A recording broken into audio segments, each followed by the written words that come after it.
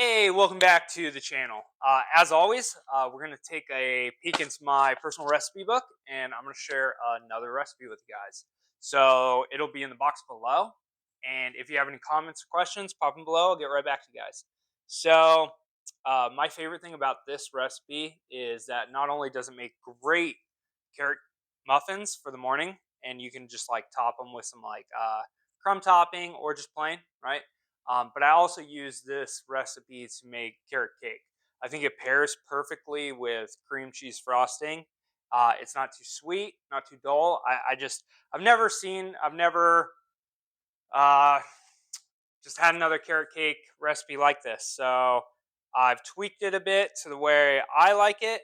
Like I said, it's called carrot cake and not carrot pecan coconut cake. So I'm gonna make it just with carrots, but to each their own.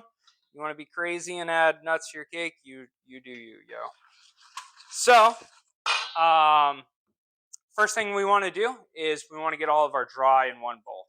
So we want to get our flour, our white sugar, cinnamon, baking soda, baking powder, and salt in one bowl. And we want to mix that together. Sift. If you have a sifter, that would be the best thing to do. But if not, just like aerating it with a whisk would work as well. I mean, that's what I did today.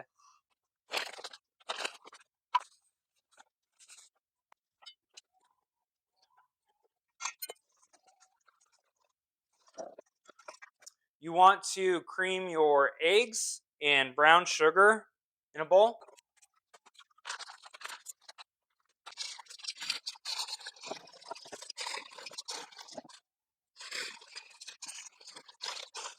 And then slowly add your vegetable oil, like so.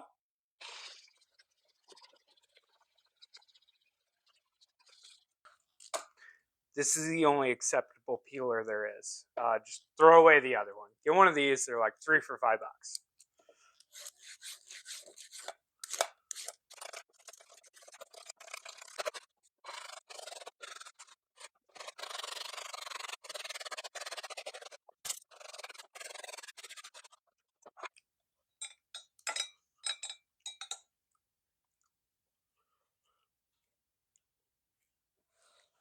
So now that we got all of our ingredients together, let's go ahead and just jump right into this.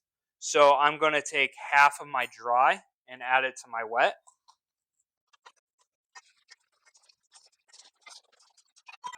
Now that you've incorporated your dry to your wet, go ahead and add the rest of it. And at this step, I actually want you to go ahead and add your carrots. Now you might say, why do you want to add your carrots now, not in the beginning? Like, blah, blah, blah, blah. But so this recipe might seem a little bit dry, but as we work in our carrots, like carrots obviously have a lot of water, right? So that water will help loosen up this batter a little bit. And that's adding it here, right, will help work the carrot just a little bit to bring out that water for our batter, right?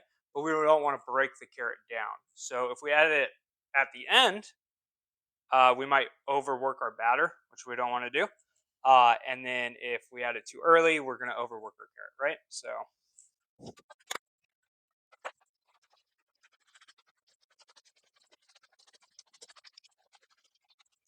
now mine's a little thick, so I'm actually going to start mixing with a spatula instead of my whisk. And if you have a KitchenAid, like this would probably be much easier in a KitchenAid, obviously. And here we go. That's the consistency we're looking for. This might not seem like, your normal cake batter, but that's because it's not, because it's my recipe. But um, this will be great. I promise. Um, Muffins, cupcakes. I actually have a homie that has a birthday tomorrow that I found out like super late minute, so that's why we're gonna bust this out. So that's about it for learning how to make my carrot cake muffin. If you want to stick around, I'm gonna make a small carrot cake here, right? And a couple like little muffins because I want to eat one and not just give away a cake. But yeah, that was pretty much it. Super easy, holds in the fridge real well. Actually holds up to like a week. And if you want, like obviously like pull it out like a couple hours before to let it come up to temp, so that way, because you never want to bake cake batter cold, because obviously the outside will like warm up before the inside and dry out. But yeah, if you learned something, questions, hit that subscribe button, and I appreciate you guys tuning in. So yeah, so if you decided to stick around and you wanted a couple like little tips on like making cakes, I will never ever say that I'm a cake decorator. That is an art and a skill set that is beyond me, that I don't know if I'll ever be able to do. But I can base ice cakes and like, like make it look decent. So that's what we're gonna do today. So if you got a cake pan, hopefully you had two, so that way you can bake them both at once. Unfortunately, I only have one 6-inch. I just have tons of 8s and 10s. So I'm gonna make two sets of these. So the best thing you want to do is get yourself some parchment paper and some spray. Right, spray it down. Parchment paper and a pen, Sharpie, pencil. Right, try your circle. Whee! Find some skizzers. Aha!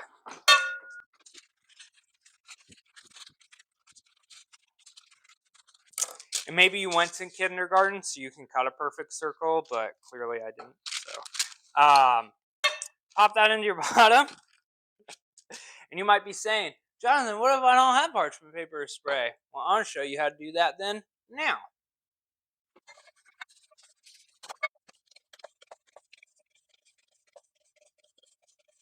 So either way that you have gotten your pan either dusted, right, or with parchment paper and spray, we want to fill our cake pan. Now, I feel like a lot of people make the mistake of overfilling their cake pan, right? So then it either overflows, creates a mess in your oven, or just over bakes and dries out. So, rule of thumb: never fill it over halfway, right? Since I'm actually going to make like a stack cake, I actually want this to be a little bit thinner. So, yeah. So I'm going to fill mine just a little more here. I want to say it's probably like a third of the way. Sweet. We're gonna pop this in at 350 for. I mean, it really just depends on not only your oven but the size of your pan, right? Like a 8 or 10 will take longer to bake. Toothpick tricks like really the best. But for this 8-inch, I don't know. Like, I mean, sorry, 6. It's gonna be like 18 to 20 ish. I mean, who knows, right? But I'll let you know when I take them out. Stick around.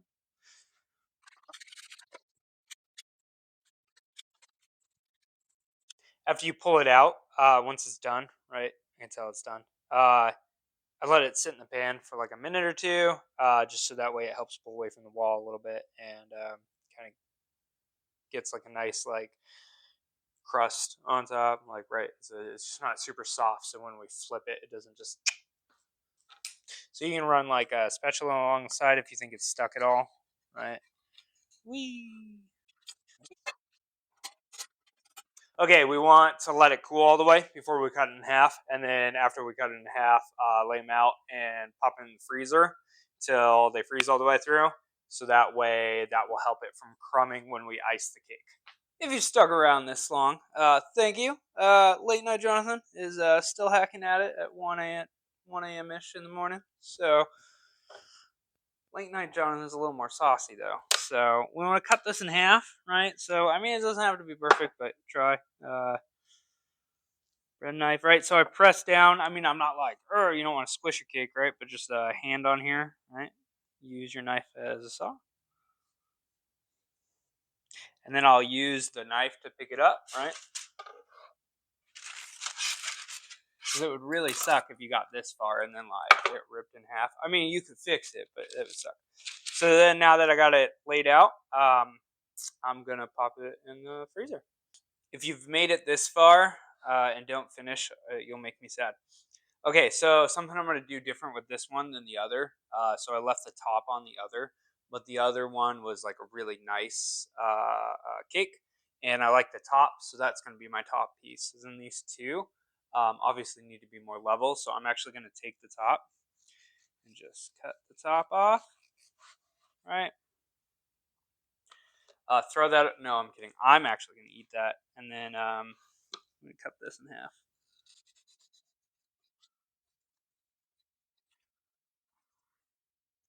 There we go. That one's a little more sad, which is why it's gonna be on the bottom. Okay, late and fun Jonathan has turned into sleepy and tired Jonathan, and sleepy and tired Jonathan isn't as fun. It's like 2:30 in the morning, so we're just gonna bust through this real quick. So, right, so like I said, you took the top off one, right, and then you got your other two. So here's my top and this.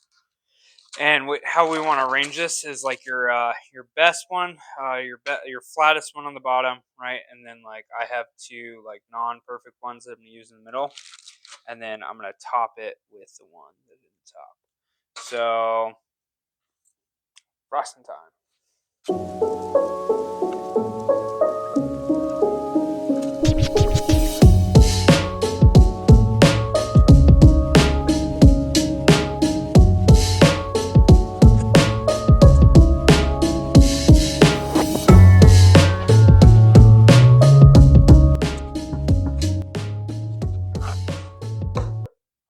No judgment is to be thrown because none of you guys know.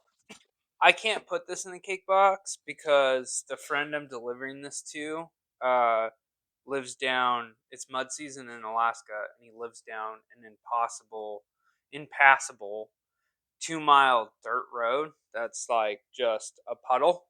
So we get to ride ATVs down there.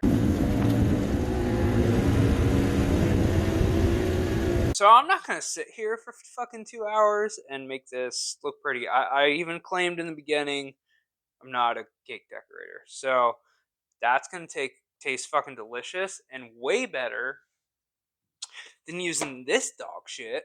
Um, you should check out my other video on how to make real cream cheese frosting and not great homemade taste because it's not.